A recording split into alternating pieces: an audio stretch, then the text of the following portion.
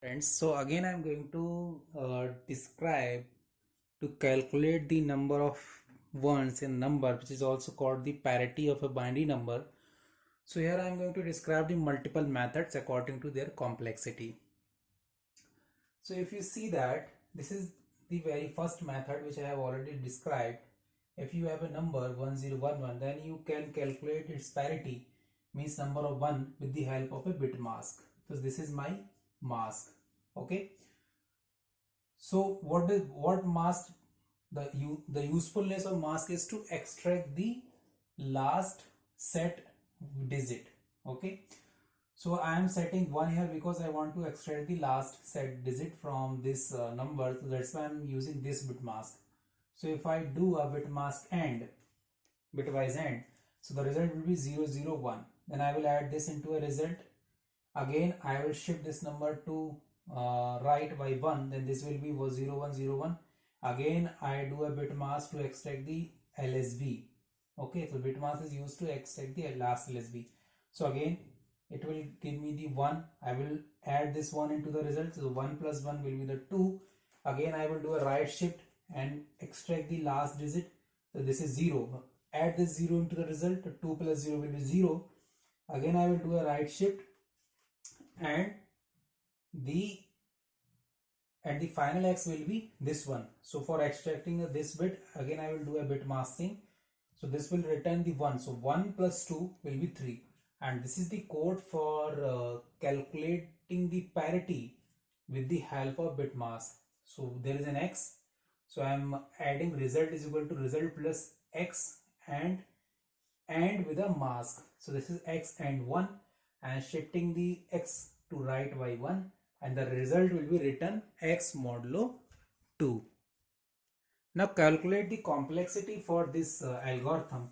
So let's say you have the number of bits set is k, then the complexity will be order of k. So here number of set bit is 3, so the complexity for this algorithm will be order of 3. Okay, let's try to discuss the next method. Now this is the another method for calculating the number of bits in a number.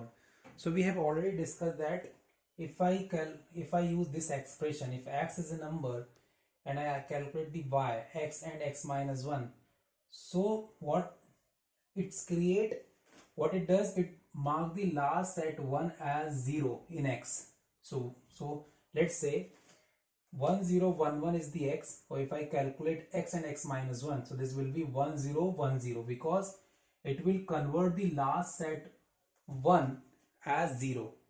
Okay, so increment the counter as 1 because this is non-zero. Okay, now x is 1010. If I calculate x and x minus 1, so it will reset this 1 as 0. So 1 0 1 will be replaced by 0 and 0. Okay, so now this one was 0, now this one was 0. Now again this number is non-zero, so increment the counter by 1. So c is 2. Now this is my x is equal to 100. So if I calculate x and x minus 1, so now this 0 will be, this one will be 0, because this expression replace the last 1 from the LSB to 0. So now C will be 3. Since this value is a 0, so we cannot continue again. So this is the code. While x is greater than 0, we calculate x and x minus 1 and C++. The complexity for this algorithm is order of log n, because we are not using the mask and we are not iterating over all the digits. So that's why every time we are incrementing by a constant value. Okay, here we shifted by a 1, here we shifted by a 2, here we shifted by 3. So the every time your loop is going to increment by a constant value. So that's why the complexity of this algorithm is log n. Why log n? Because in binary search, every time you divide your problem into 2 sub problems. Okay, so here we are not dividing the problem into 2 sub problems, but we are not going to iterate all the digits. Let's say if your number was this. Okay, so at the first iteration you will reset this number, and the second iteration you will reset this number. So number of iteration will be 2. So that's why the complexity for this algorithm cannot be a order of k, it will be order of log n. Okay, so this is the more optimized algorithms for counting the parity as compared to the previous one. Now this is the third approach in which we are going to calculate the parity. So parity means if you number of ones in your number are odd, then your parity will always be 1, otherwise parity will be 0. So you can see that I have a number of 1 1 0 1 0 1 1. So number of ones are 6, so its parity is 0. So what is the algorithm? Algorithm is means if you want to calculate the parity of whole numbers, so you need to start, you can divide the problem into 2 halves. Okay, so if I divide this problem into 2 halves, then it will be 1 1 0 1 and 0 1 1. This is my A and this is my B. Then take a XOR between these two. If I take the XOR of between these two, the 1 1 0 1 and 0 1 1 will be 1 0 1 0. Again divide this number into 2. So this will be 1 0 and 1 0 and take the XOR. So result is 0. So what is the result? Then your LSB will be your parity. So LSB is 0. It means your parity is 0. Okay. So we do the XOR of 0 and 0 will be 0. So last whichever is remaining, last one is called the parity. So its parity is 0. It means your number of ones in your number is odd. Sorry, even. We are using the XOR and one associative property, that if I XOR A and B, then A XOR B will always be B XOR A. That is called the associativity in algebra. So if I calculate the parity of A XOR B, then it will always be equal to the parity of B XOR A.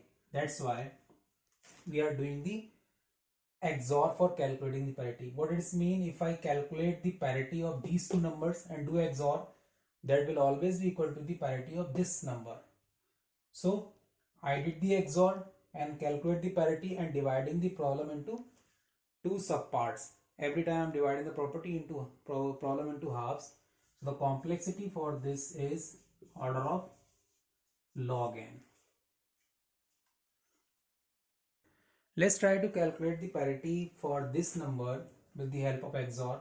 So first I will divide this number into 2 parts and do XOR. So if I do XOR 1 0 1 0 0 1 1, so 1 1 XOR will be 0, 0 1 will be 1, 1 0 will be 1 and 1 0 will be 1. Again divide into 2 parts and do XOR 1 1 1 0. So 1 0 will be 1, 1 1 will be 0. Again do XOR and divide 0 1. So 0 1 will be 1. So the parity is 1 for this number. So you can calculate 1 2 3 4 5. So number of ones are odd, so parity is odd. Okay, in the next video I will explain how to apply these algorithm where your number is very large. So there are 2 mechanisms. One is the cache mechanism. You can caches your sub result. Okay, and another thing is you can process multiple bits at a time, because let's say these are the 8-digit number. Let's say your number is 64 digit. Then how do you calculate it? How do you calculate the number of bits in that number? Okay, so let's try to understand that.